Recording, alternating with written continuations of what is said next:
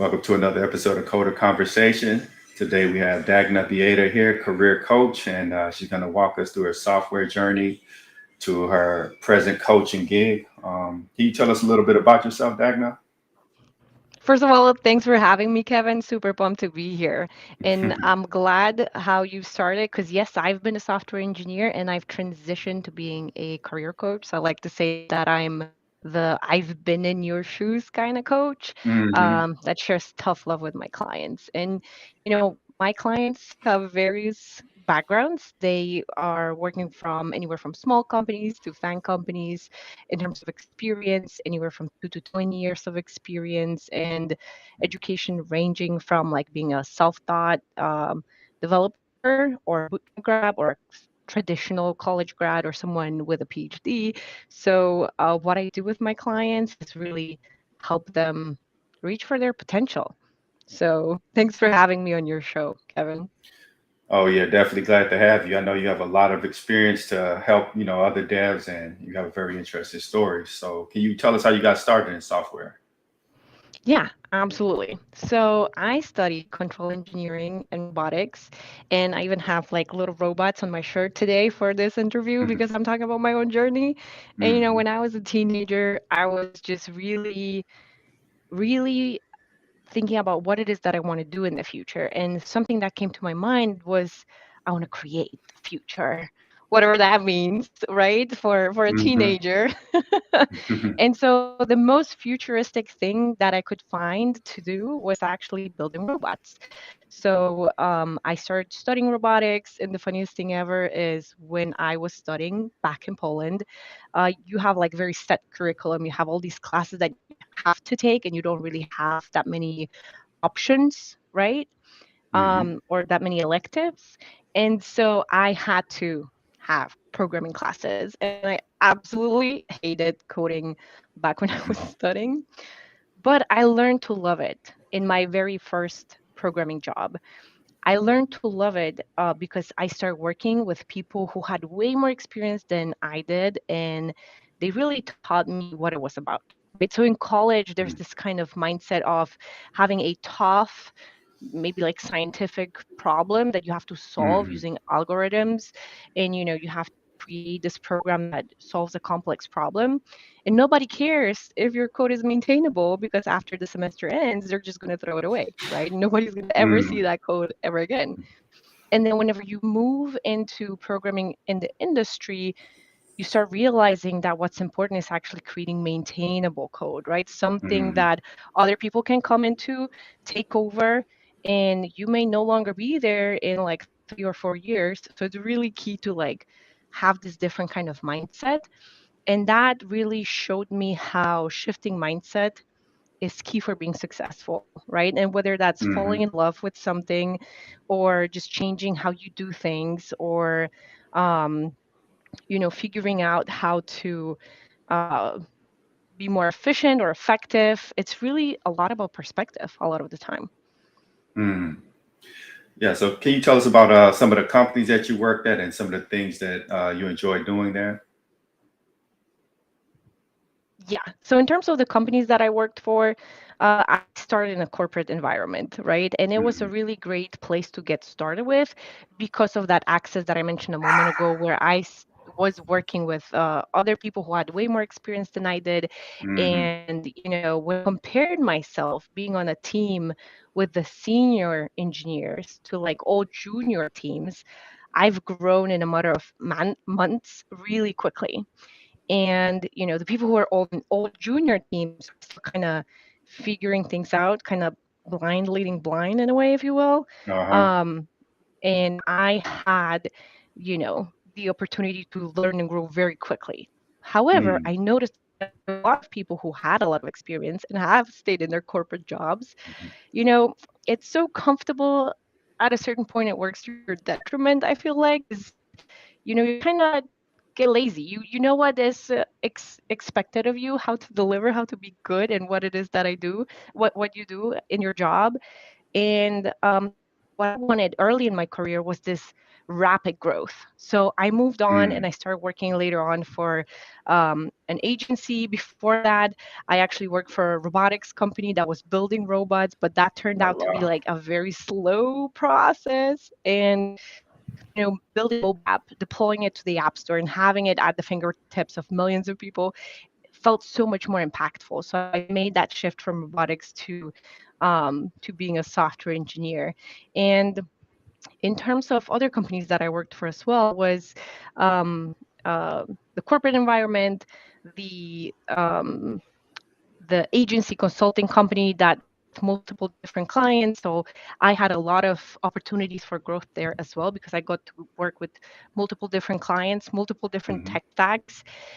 It showed me that sometimes you might be working on an incredibly interesting project with a super boring tech stack, and it still might be fun, right? So, like, how to Hmm. look for what motivates you in terms of what you want to do out of a job.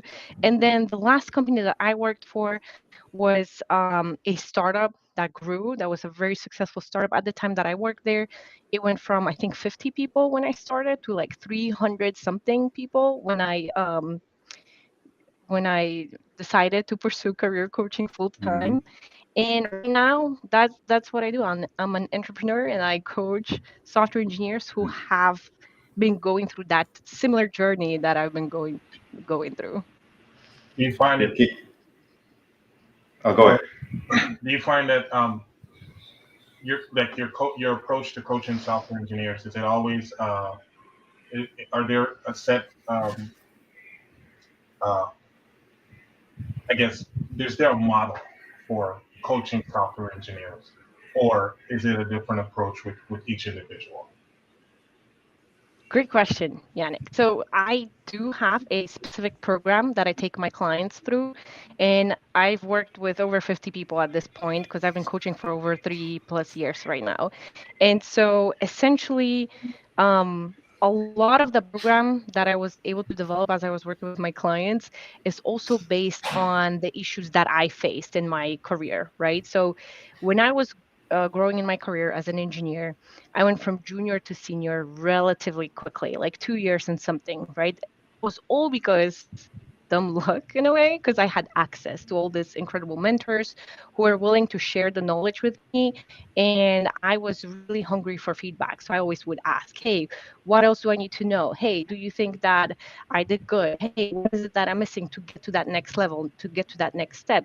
And they were gracious enough and, they had the awareness or the knowledge that they wanted to share with me and gave me that feedback that helped me grow. And I realized that a lot of people don't really have that kind of experience, right? You may not be in an environment that is supportive in giving you the feedback that you may need, but might be tough to deliver. Or you may not be aware that you need to ask because a lot of my clients also are immigrants, either grew up in immigrant families or immigrate to United States, and the culture that you grew up in affects how you think. And Hmm. so that has a big impact on how do you expect to grow in your career, how do you expect to be guided. And for a lot of my clients, what I like to do is that I move from programming to computers to reprogramming human minds. Because what I do with my Hmm. clients is really dive deep to their own belief systems, into what might be stopping them, into like why is it that they act the way they do, and then we kind of debug that and reprogram their mindset for success. So in terms of like a specific process, yes, I do have a specific process, and it starts with the looking into that internal baggage that you bring to your career and figuring out what is it in your past experiences that may be holding you back at this point in time, right?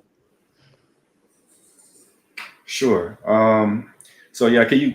I know like most of it's reserved for your coaching, but can you tell us like a couple of the things that, couple of mistakes that developers make during their career that could really fast track them if they fix it? Yeah. So the first thing is understanding priorities, right? Whenever Mm-hmm. you start working for a business, the business essentially made an investment in you as a software engineer, as a developer, in order to achieve a business objective. It might be bringing more money in, retaining clients, keeping the clients happy, or allowing the company to not spend as much money, right? Mm-hmm.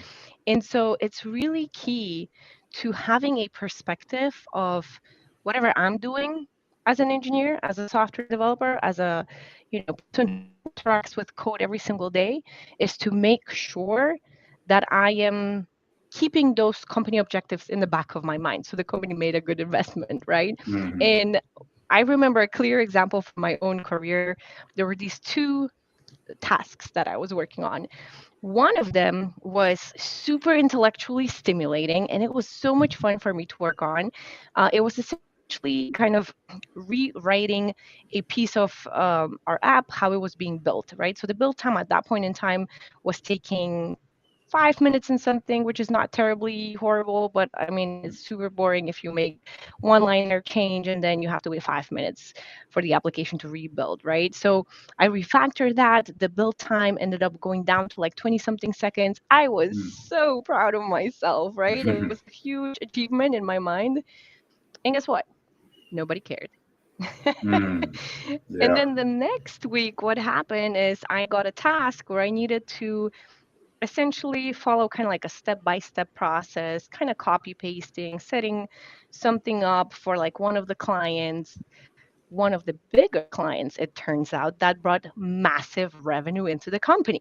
So even though the Mm-hmm. second task were super boring and I really wasn't motivated at all, everybody from the client rep to the sales rep through to my manager, their manager, was saying, "Hey, Dagna, that was an amazing job because you made a client happy." Right. And it's an Mm-hmm. important client and it's really key. So that helped me understand, okay, if I want to be successful, if I want to grow in my career, that sometimes means doing things that are boring and are not fun or intellectually stimulating, which I feel like a lot of engineers tend to like go into that rabbit hole of trying to figure a problem out, right? Why? Mm-hmm. Because we get that dopamine hit, right? You solve a problem and it feels like, yes, I want to solve another problem. Let's do that, right? But if you're like Mm-hmm. copy pasting things and just setting things up, it's configuration, it's like boring. And I think most of developers get into coding because it feels like an artistic pursuit, right? You get to be creative, you get to solve problems, you get to impact people, and that's fun. So we tend to prioritize what's fun, and what's fun is not always good for what's good in the terms of growing your career, right? So prioritization is like a biggest one of the biggest things. The second thing is in terms of growth, a lot of growth happens on the inside, right? Mm-hmm. So you can be following leadership principles that Amazon recently released, and follow them to a T, and not realize that there's something in your mindset, in your way of thinking, that's going to contradict those principles, right? And until you get that critical piece of feedback, you might be stuck. For myself, moving from Poland to United States was a really interesting experience, and Mm-hmm. that taught me a lot of things. And that also kept me stuck in my senior software engineer position for a few years, because as an immigrant growing up in Poland, my communication style is very much different from the American communication style. Mm-hmm. So I would get feedback telling me that, now, sometimes you sound a little bit too direct.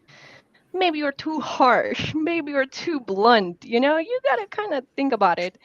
And I didn't really realize that that was kind of like an obstacle until um, until a specific situation in my company, in that successful startup that I mentioned that grew significantly. What happened was, unfortunately, at a one point in time, they had to lay off some people, and we had this meeting, kind of like all hands on deck, company-wide meeting, addressing the situation, explaining why people had to be let go, and they did a great job explaining it.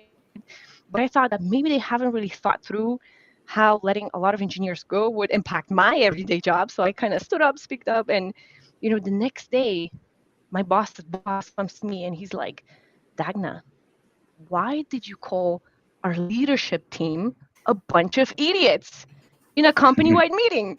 And I'm like, I I didn't say that. That's not what I meant. Well, that's how it came across, right?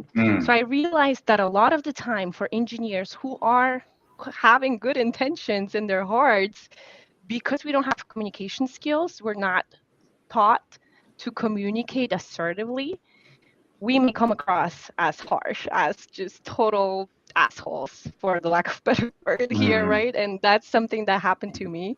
And if it wasn't for that piece of critical feedback, I would still probably not be aware of that. So yeah, how do you avoid like taking the feedback personally? I know like sometimes when we receive feedback, we take it personally, but that's the only way to grow. No, it's not. I mean, a lot of the growth has to happen on the inside, and a lot of things might sound kind of offensive or like might Mm, be attacking our ego. And, a lot of it is growth, internal growth, letting things go, and, understanding that it might sting in the moment, but assuming yeah. that the person had the best intentions, right? Or creating a safe space for yourself, which is essentially requesting that feedback, right? So if you set Hmm. the stage, you tell the person, hey, I really care about your feedback. How am I doing on the communications front, right?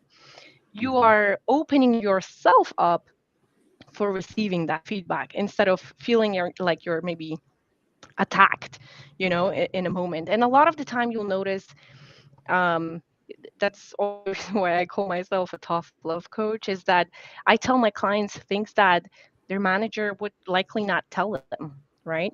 In a Mm, company hmm. setting, because it might sound a little bit too harsh, too offensive, and they don't want to offend people, right? They want to create a good work environment where everybody feels valued and can contribute. And so sometimes giving feedback that would enable you to grow goes against that. Exactly. So yeah, so you came from Poland, correct, to America, and you talked about there's a lot of cultural differences. Like, what were some of the strategies you used to adapt to America and So it was a America's lot of selling? trial. It was a lot of trial and error at the very beginning. And with time, I discovered certain tools. So, like right now, there's this specific tool called Hofstede model. And essentially, it has a tool that has a specific comparison where you can plug and play different countries. So you don't have to be an immigrant in the United States. You can be an American working in France, for example. And in order for you to understand a little bit better how those cultures differ, you can plug in these two countries and see how they are compared on 6 different dimensions, right? So Hmm. that's one of the specific tools that I use with my clients. And the second one is having that experience of myself going through this journey and then helping many other clients go through that. As a coach, I'm able to provide that feedback and tell them, hey, you're doing great, but for example, my recent client, um felt like he was doing everything that needed to be done, that was expected of him, but he was never too proactive, right? He was Mm, expected to be told what to do. And in an American workplace that is highly individualistic, as you can see in the model, it essentially is required for you. It's assumed that you're going to be proactive if you want to be successful, right?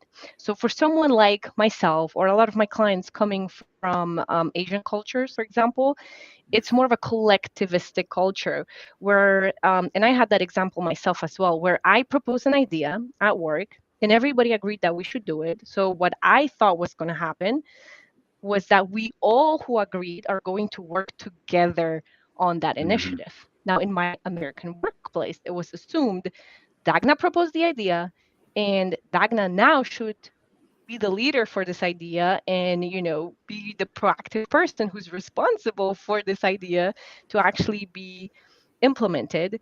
And that was like some disconnect there. I didn't take action because I thought we will all take action. And then nobody else took action because they thought I will take action. So, there are those little miscommunications here and there if you are growing up in a different cultural mindset. And that's something that we analyze as we work together. Yeah, so I'm half Asian, so I definitely understand where you're coming from with the collectivism and kind of Right? waiting to be told what to do. And in the Exactly. American workplace, you can't really just sit around and wait for your boss, to tell you because they think you're lazy or incompetent. So you have to, go out and kind of set the agenda. Like, how do you coach somebody who's used to being reactive to be more proactive?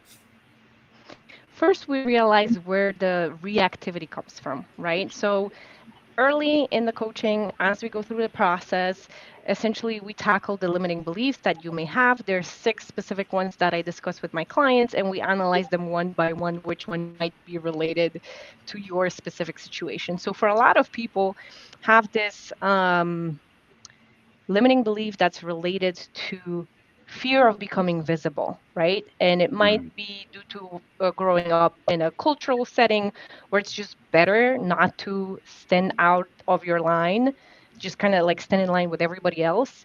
But it could be an event of how you grew up in your household, right? Like, let's say if you're the only male and you grew up with 7 sisters, it might be intimidating to, stand up and speak up for yourself, right?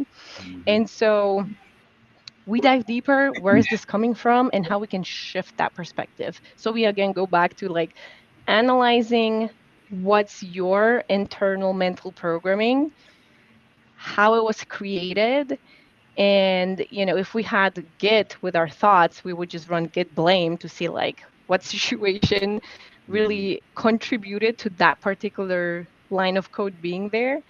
And then we refactor, right? And debug and try to shift the perspective, see things from a different perspective, have a different approach.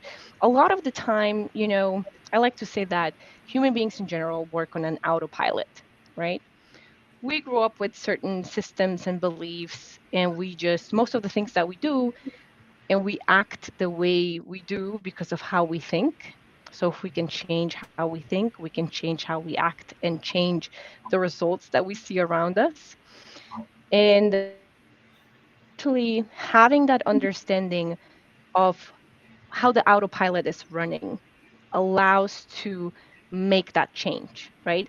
But the mm, first thing that needs to happen is to become aware. Like with my example of, supposedly calling the leadership team a bunch of idiots. I did not say that, but that's how it came across. And I mm, would not ever have been aware of that situation if someone didn't give me that feedback. So awareness is the first step. The moment you know something's a problem, something's an obstacle, something's holding you back, you can take the steps to change it, right? And I think something that really differentiates my coaching and my approach from anything that's out there is that we really go deep, right? There's this belief, mm, this kind of belief that for a person to change, you need a lot of time, which is not true. All you need in order to change how you act and therefore, well, change how you think and therefore change how you act and have different kinds of results in your life is by having one aha moment, right? So in the coaching that I have in the process as we go through, we really are working towards getting as many aha moments as possible so we can rewire your thinking, reprogram, debug, make sure it's optimized for whatever it is that you're trying to achieve in your career and in your life. Because, I mean, career is a huge part of life. mhm. Yeah. Exactly. How different is it to coach someone who's seasoned, like a senior dev, as opposed to a junior dev that doesn't have a lot of bad habits already? It depends. Everybody has some habits and some baggage, so it really depends, right? But in terms of what I work with more junior and more senior clients, with more junior clients, it's typically imposter syndrome, right? figuring out how to gather the courage in order to speak up, in order to ask questions, in order to ask for feedback. So that's typically the topics that we're focusing on within the process and within the framework that I provide. With more senior developers, it's really understanding the perspective of what it is that they're trying to do, right? Because for a lot of senior engineers, they hit that plateau and nobody is telling them what is it that they're doing wrong. And a lot of the time it's the people skills, the communication skills, the Mhm. business acumen. So understanding that they're a piece of the business machine and they're there to support the business rather than just doing some fun software related things. And sometimes it's tackling burnout, right? Because I mean, it's kind of interesting looking at the developer's journey. Whenever you're growing, how does the growth look like at the very beginning? Well, what you do is you learn how to code, right? So you kind of put technology on that pedestal. And then you maybe learn C, C++, Java, then Python, then JavaScript, React, and Ruby, because you want to know all these languages, right? So you're getting more and Mhm. more technical, but what happens is we tend to forget, and it's not really part of our education. We kind of learn this haphazardly, just working in our careers, that we create software with other people and for other people, right? So people skills and being able to effectively collaborate, to communicate, to set boundaries, set expectations, and make sure that you have the right mindset are really critical here. So these are the things that I address mostly with my more senior clients.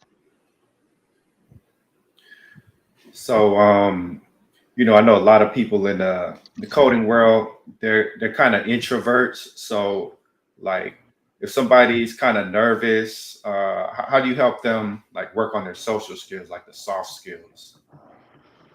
I recently had this client, and I loved the results that he was able to get as we were working together. He told me that he experienced 80% of reduction in his anxiety in social situations, and that included Mm. just talking to people.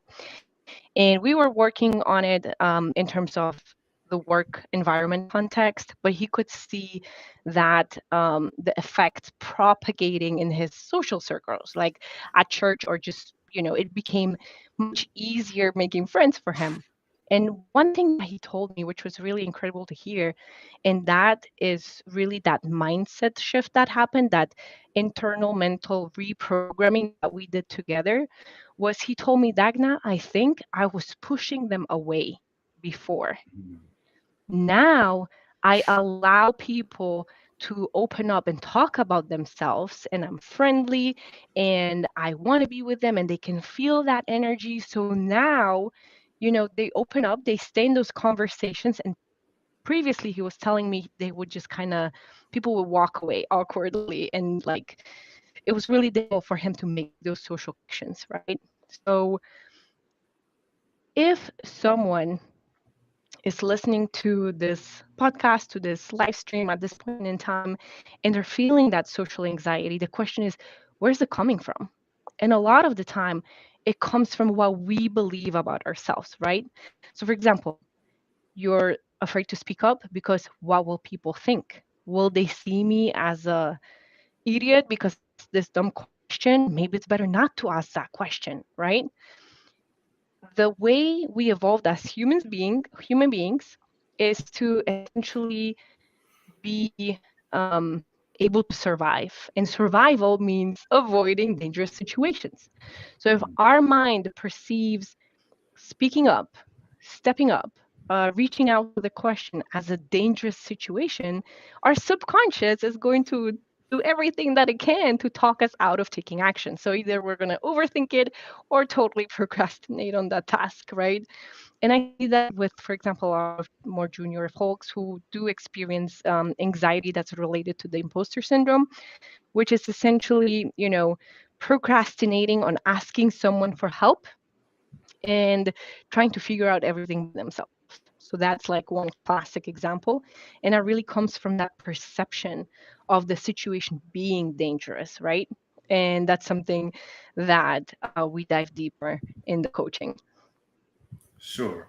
Can you tell us about like some of the best results that you've gotten for clients? Like, say this guy went from 75,000 to 150,000 a year later, or you know.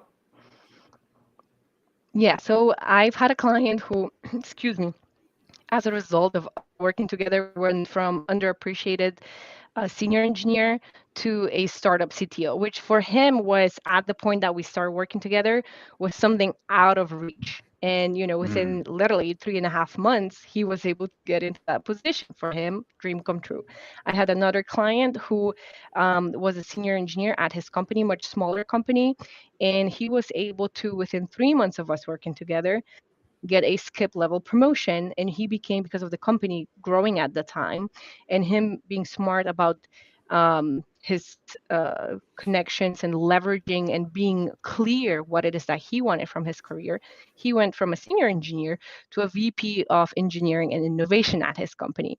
I had another client who had a military background who shifted into tech, and he had this belief that he had to kind of work step by step and very slowly work the ladder up. The moment that we mm, open his mind up for the possibilities, and that he can really go after the opportunities that are out there instead of working his way up slowly, he was able to double his salary. So he went from I think 110 to like 220 plus a bonus signing package, right, within the time that we worked together. And now he's on his way to become a team lead, which is super mm, awesome because that's something that he really cared about at that point in time. Uh, the client that I mentioned that experienced a reduction in anxiety by 80%, his own words, not mine. That's these are some examples, and the results really depend on whenever someone comes to me to work with me, what do they want, right? And mhm. we are using the process and diving deep into using the process towards their specific goals that they want to achieve as we work together. So Sure. what if what if what if someone comes to you and they don't quite know what or where they want to go in the industry? Probably Yeah, from getting clear is yeah. also something that I work on with my clients, right? And for some people, that's realizing that they didn't really want that FANG job. They only wanted it because of the social pressure, right? And they are really um, feeling fulfilled whenever they're working for a startup. So that's also something that I work on with my clients, getting clear what it is that you want to do and what brings you fulfillment. And a lot of career coaches focus on either landing your next job or increasing your salary. What I focus on is really increasing the fulfillment that you have out of your job, and that way you get more motivation, you get more energy, you get more creative, you see more opportunities opening up for you. And the moment you have that energy and that foundation and that understanding, our coaching builds like a foundation for the future success in your life, really. It's not just that next job, it's not just increasing your salary, it's figuring out how that change affecting literally the rest of your life and the quality of your life. Yeah, that's good. So any clients that have moved from engineering into something else that doesn't require coding or maybe a lot of coding, I guess a team lead would be that, but like product or Scrum Master or something like that. Yeah, so typically it's moving up, being like a team lead or being a staff engineer, for example, right? So, in terms of moving completely away, um, I haven't had that many experiences. Would the approach be the same if someone wanted to maybe transition out of engineering and go into Absolutely, because the principles are essentially the same. So actually, I do have some clients who did move away, but not into a different role, but they moved away in order to build their own company, right? And so some of the skills that we work on, the people skills, communication, being really clear, also planning, which I didn't mention before, but planning is also something that we use on. These skills also help with the entrepreneurial journey, right? So these have been some examples. So, what does a coaching session with you typically look like? Like, how does somebody reach out to you, and then once they reach out to you, where does it go from there? So typically, the way that working with me looks like is we go to get on a call. It's a strategy call, and we have a conversation on what is it that you're dealing with right now. What are the biggest obstacles? What is it that you're trying to get help with, right? I want to make sure that I work with people who I can help and who are also committed to making that change and putting the work in, right? I've had early on some clients who had purchased my coaching and thought, okay, I paid, so now I should see results, right? And it's like with the gym membership. If you just have the gym membership, nothing's gonna happen. You gotta show up, you gotta do the work, right? Mm, And yeah. so whenever we have that initial strategy call, I want to make sure that we're a good fit. And if we're a good fit, I invite people to enroll in my coaching program. At this point in time, it takes my clients anywhere from 2 to 4 months to complete. It's 6 specific steps that we take together. We have 6 one-on-one calls, and there's a little bit of pre-recorded content. So that's kind of like a hybrid approach, but it gives you the best of both worlds, right? On one hand, you get to go through the content that is like literally 15-minute to 20-minute videos that give you also a little bit of homework and a reflection to do. So that way, whenever we dive into a feedback session, the one-on-one session, it's really deep, on point, and gives you a lot of insight into what is it that is very likely holding you back. We have 6 of those sessions. In those sessions, we focus on exactly what it is that you want to focus on with that topic in mind that was part of the um, content modules. But because I want to make sure that my clients get the best out of the coaching, we really dive into what it is uniquely and specifically able to help them, right? The kind of feedback.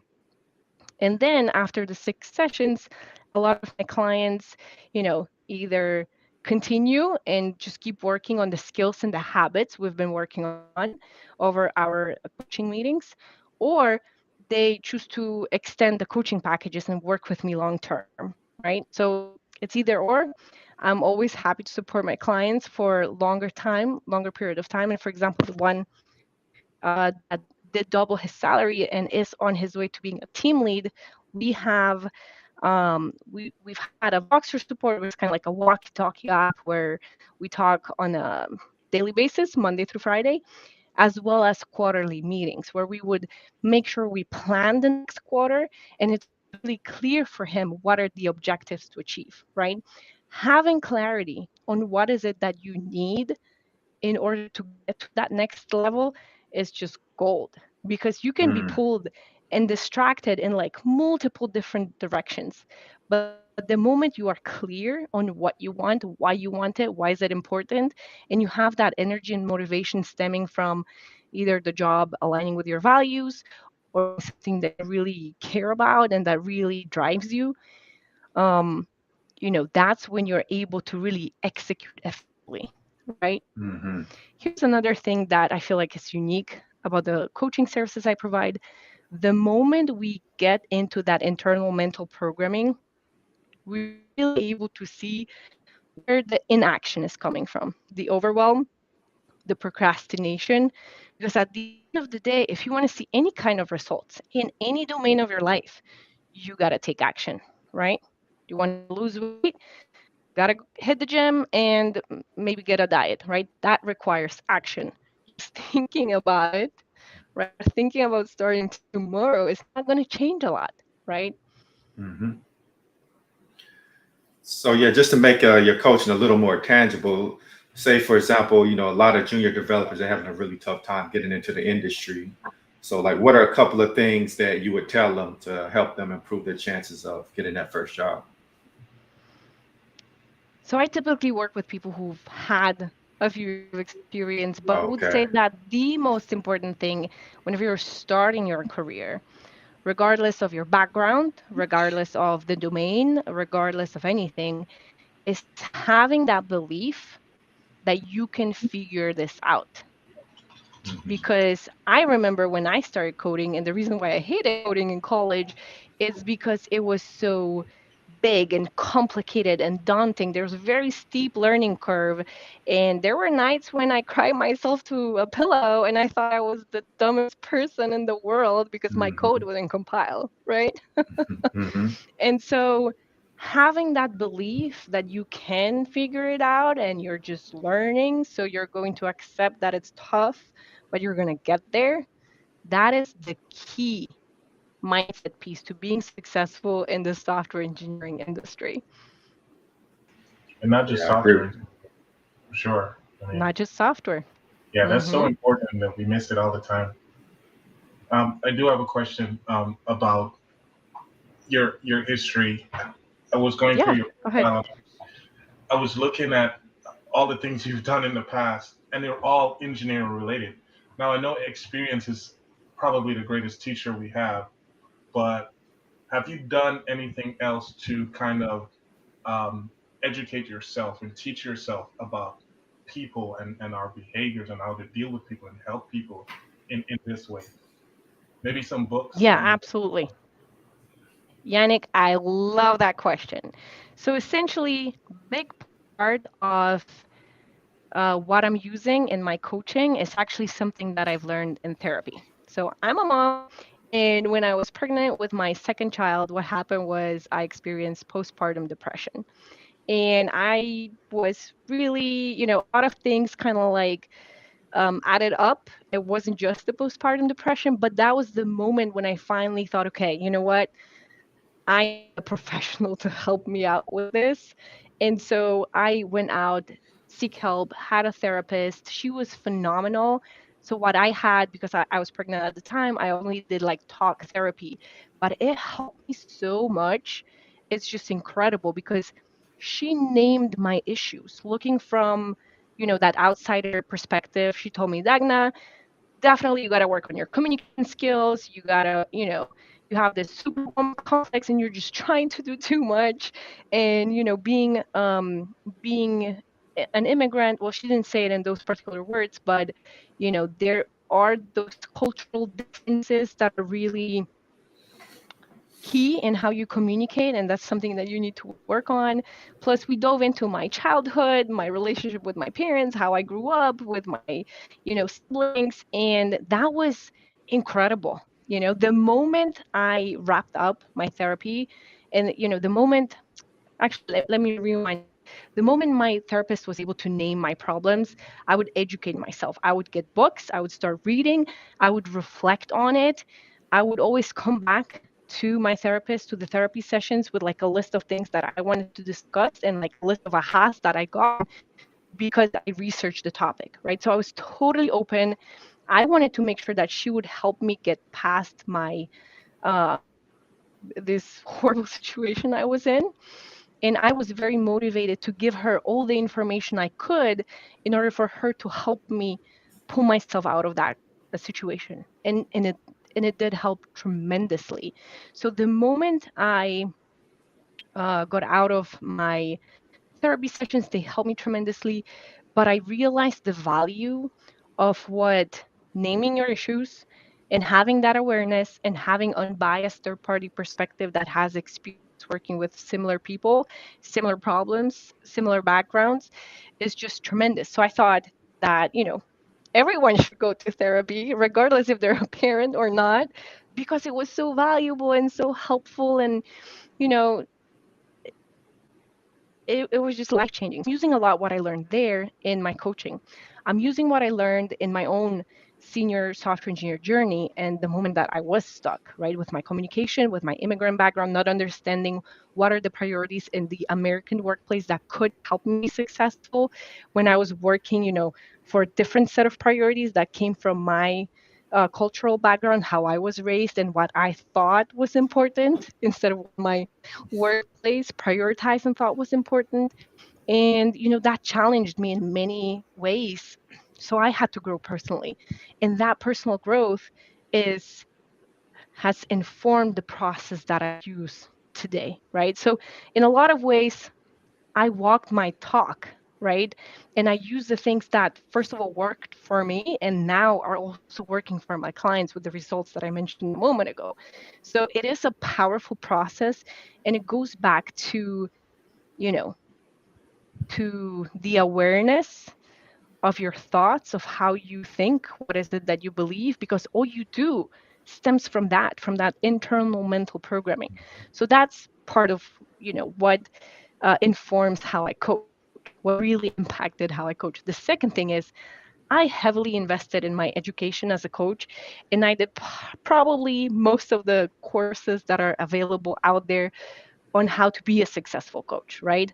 I also have a business coach that I work with that helps coach me with my business, helps me understand what are the things that I need to focus on, what are the distractions, and having that clarity really helps me execute.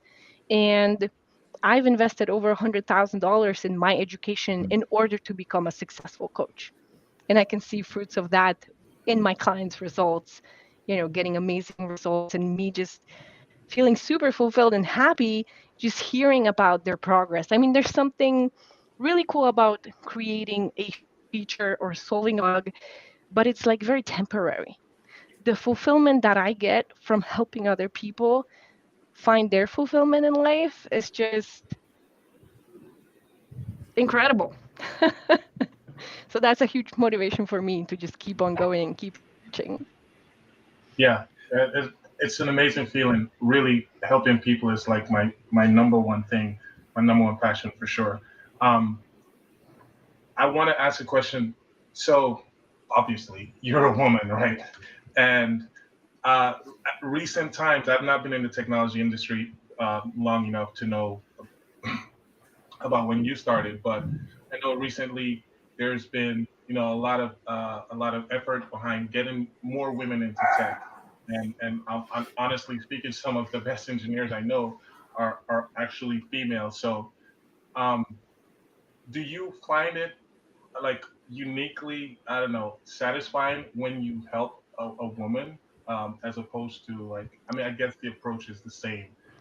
There's a lot of commonality regarding the approach to whether it's a man or a woman. But I mean, what are some unique things about working with women, and I don't know about your own history coming up as a woman in the technology industry. So I would say that I actually mostly work with male clients. I think it's just representative of the tech industry in general. And I also find that whenever I'm having conversations with men or women in that strategy call that I mentioned earlier, that's kind of like, assessing whether or not people want to work with me. For a lot of women, the blocker is that they are not willing to invest themselves at the rate that their male counterparts are, right? And that's part of, you know, how we're raised, that superwoman complex. I feel like so many ambitious women in tech and even outside of tech face that problem where we're trying to do it all by ourselves, right? Because that's how we are raised, that we're supposed to do it all, right? We're supposed to now have a great career, be fantastic mothers, great wives, fabulous friends, daughters, and sisters. And it's just a lot of pressure that is, even more exaggerated by the internal self talk that we have, right? So, in terms of the clients that I work with, typically they're male, and typically they're of like I said, immigrant background, right? So either they're immigrant themselves or they grew up in immigrant families. And I think for a lot of people, the reason that they come to me and want to work with me, it's either because of having that similar path, understanding what it means to be a minority in tech. And being an immigrant a lot of the time does mean that you're a minority, whether you're male or female. And um, I guess my energy also attracts them, right? But I wish for all the ladies listening out there to this particular podcast, give yourself permission to invest in yourself, right? And whether that's working with me or somebody else, you're worth it, girl. I mean, come on.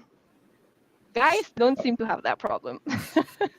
Yeah, I definitely agree that a lot of people, especially in the programming industry, they have that I can do it myself attitude. I'm a self learner. I don't need coaching. I don't need a mentor. I could just go look it up myself. But the reality is, you're going to save so much time, so much money if you get the proper coaching, the proper instructional materials. So, can you kind of like elaborate on that? Like, what are the big benefits of just getting coaching? So the reason why I got coaching for myself, and a lot of people get coaching, whatever kind of coaching it is, it's essentially that it's a shortcut in a way. It's a ramp. It's something that accelerates you to get from point A to point B, right? And instead of you figuring it out and having like this crazy route that you don't know is going to actually lead you there, the moment you work with someone who's been there, who helped other people get from that point A to B, it becomes more of a straight line. A lot of the time it's not like super straight, but working with a coach makes it way more easier to have that clarity and be able to execute on exactly what it is that you need to work on, right? For myself specifically, I had seen how much difference having someone who would tell me this is what you need to work on, this is your weak spots, this is something that you need to know in order to advance to that next level. That's what accelerated me, and I went from junior to senior software engineer in like 2 years and a few months, right? And I wanted exact same thing when I made the decision, okay, I'm moving from software engineering to being a career coach for software engineers. I want to learn from people who know exactly what it means to be a successful coach, who know exactly how to best help my clients. And so working with a coach, what it does is it helps you get into that mindset, that proper mindset of what it means to be successful and where you want to be, how to think like that person, how to become that person, how to make sure you're not wasting your precious mental energy on worrying about something that's totally not relevant, or you're putting your time even into things that aren't relevant, right? So Mhm. it really helps with making sure you're laser focused, you're doing what needs to be done, and you're getting to that next level for yourself and as soon as possible. And I mean, put it this way, at this point in time, I've had over 10 years of experience just coding, right?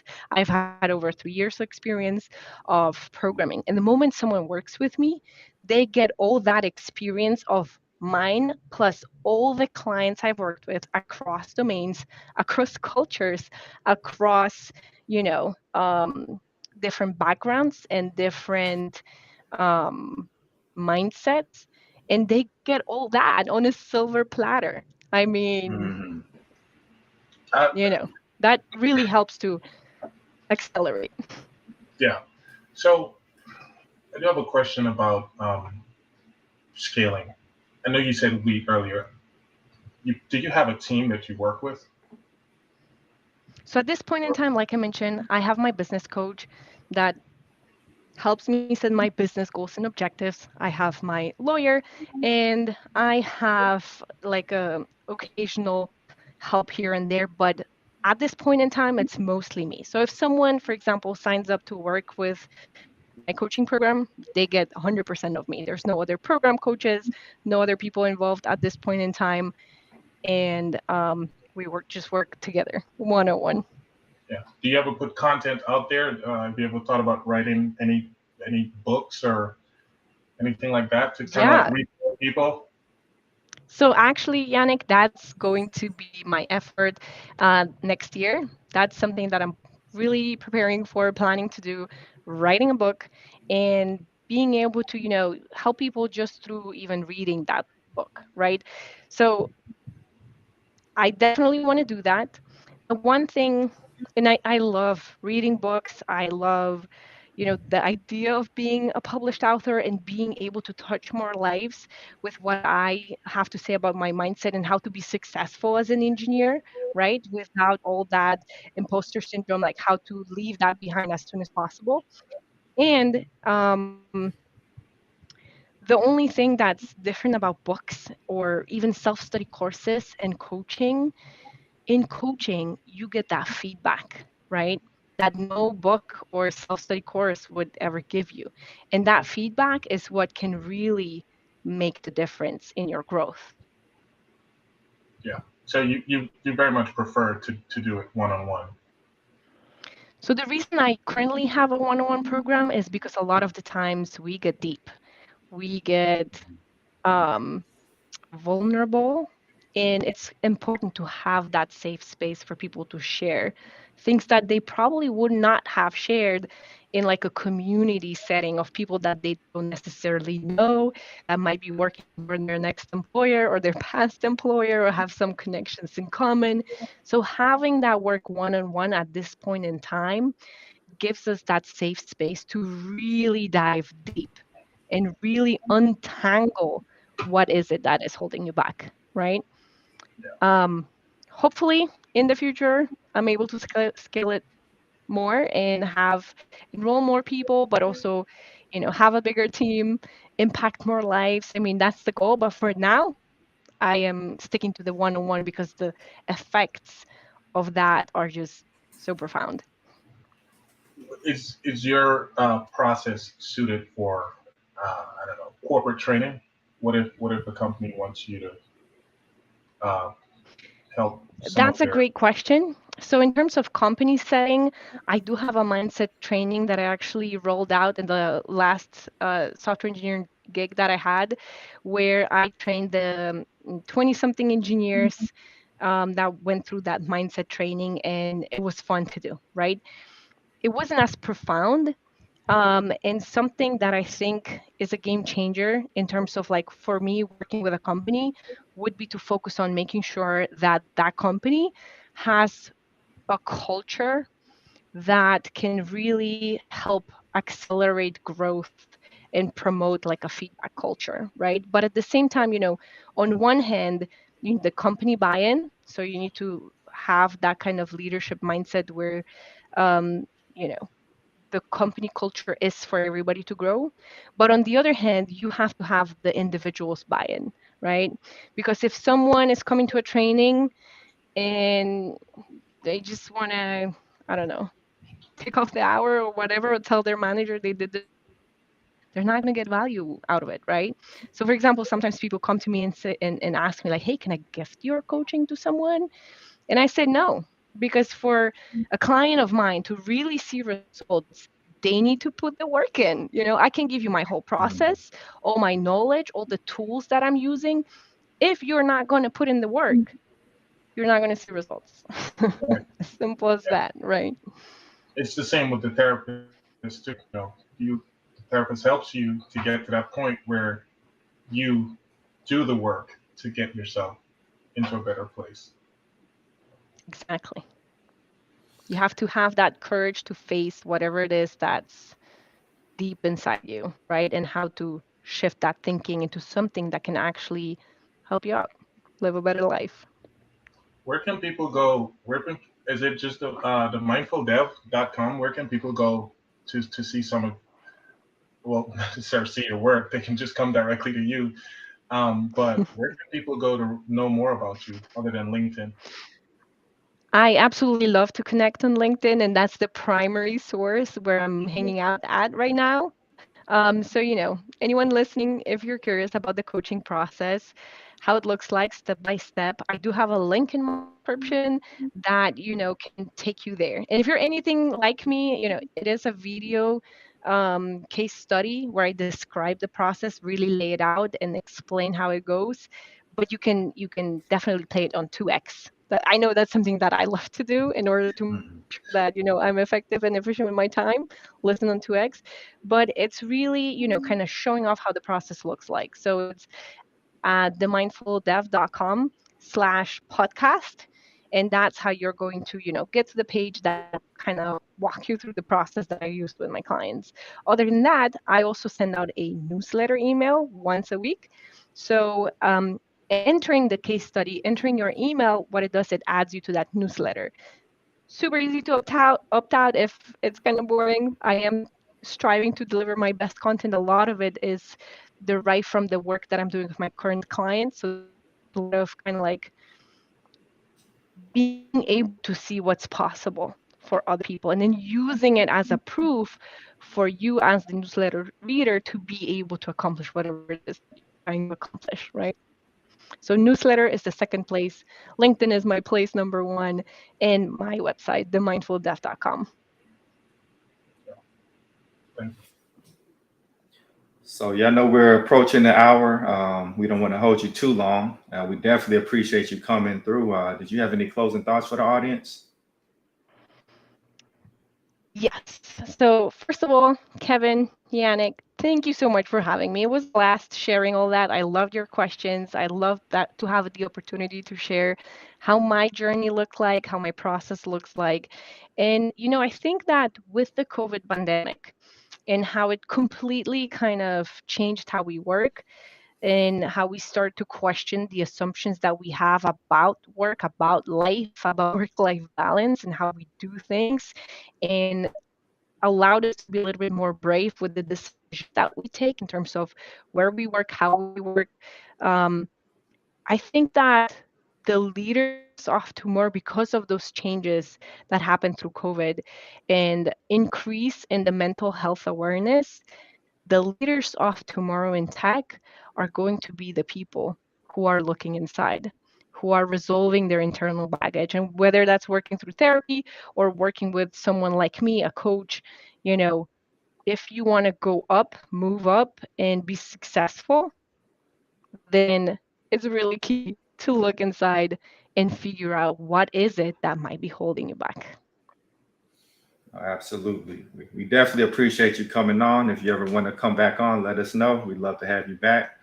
Thank you, everybody, for tuning in. We'll catch y'all next time. Peace.